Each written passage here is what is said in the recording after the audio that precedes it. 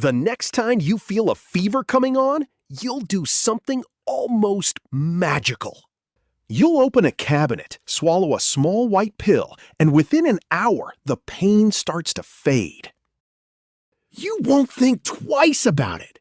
But for almost the entire history of our species, that pill didn't exist. When you got sick, there was no cabinet, no doctor, no hospital. There was just your body, the people around you, and whatever the world outside happened to offer. So what did our ancestors actually do when their bodies started to fail? The answer is far stranger and far more human than you'd expect. Because they were not as helpless as you think. Let's start with the oldest truth. For most of human history, getting sick was a quiet kind of terror. A cut on your hand could kill you. A bad tooth could kill you. A fever with no name could take a healthy person in a matter of days. There were no antibiotics, no understanding of germs, no idea that invisible bacteria were the enemy. People watched the strong die and the weak survive and could find no pattern in it at all. To them, illness wasn't a malfunction of the body. It was something that came from outside. A spirit, a curse, a punishment. And if the cause was invisible, then the cure had to be invisible too. This is where the first healers came from. Long before there were doctors, there were shamans. Every known hunter-gatherer society had them. The sick person would be surrounded by ritual, by chanting, by smoke and song. And here is the part most people get wrong. This was not stupidity. We now know that belief itself changes the body. The placebo effect is real and measurable.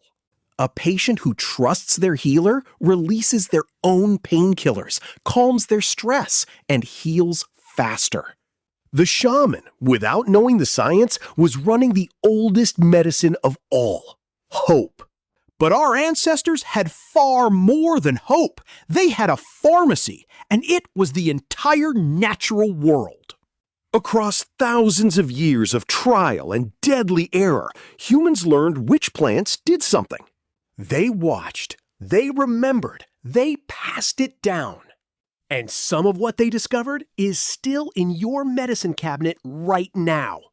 Take willow bark. People were chewing it for pain and fever thousands of years ago. The Sumerians knew it. The ancient Egyptians wrote it down. Inside that bark is a compound called salicin. Strip away the history, and salicin is the direct ancestor of the most common drug on Earth, aspirin. Your headache pill was discovered by people with no writing, no chemistry, and no idea why it worked. They only knew that it did. And then there is the man frozen in ice.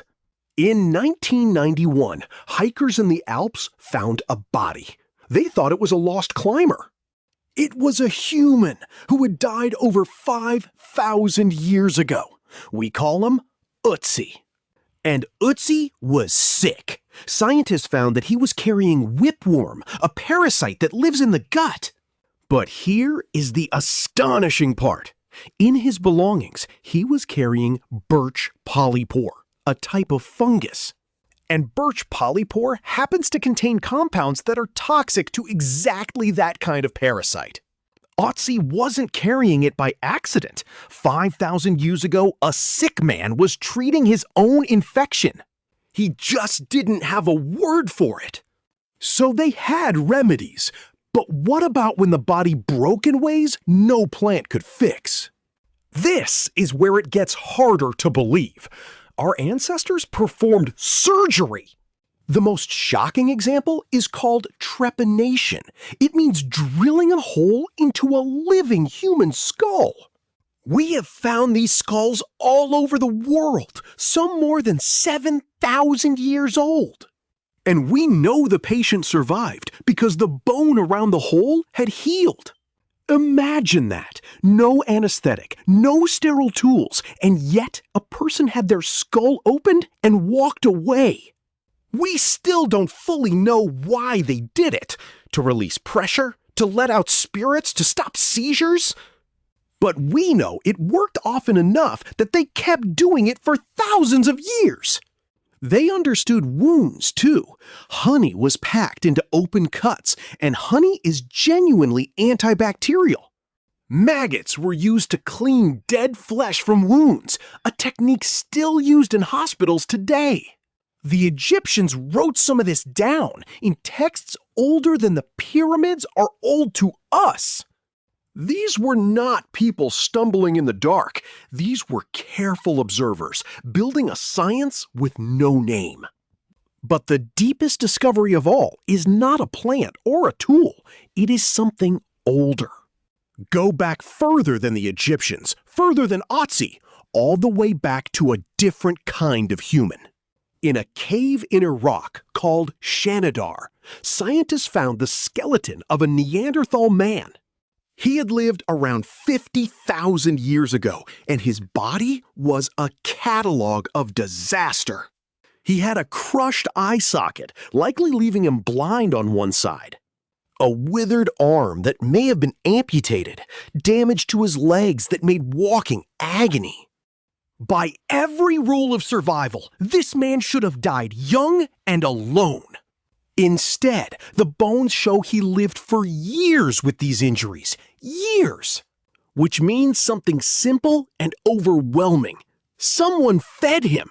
Someone protected him. Someone cared for a person who could not hunt, could not fight, and could not contribute. 50,000 years ago, they looked at the sick and the broken and decided they were worth keeping alive. That is the real answer to what our ancestors did when they got sick.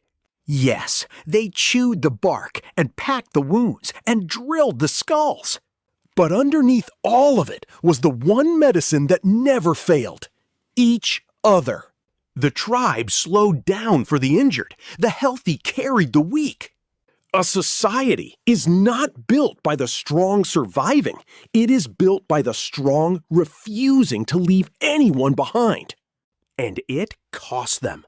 For most of human history, half of all children died before adulthood. Childbirth could kill the mother and the baby in a single night. The average lifespan was brutally short because a single infection had nowhere to be stopped. The people who loved you could hold your hand, sing over you, give you the bark and the honey and the prayer. And then they could only wait. So the next time you feel that fever coming on and you swallow the pill without a second thought, remember what that small white tablet really is. It is the end of a 50,000-year story. It is every shaman, every chewed leaf, every drilled skull, every hand that held a dying person in the dark. Your ancestors gave everything they had to the people they could not save. They built the road. We are the ones who finally reached the end of it, and most of us will never even know it was there.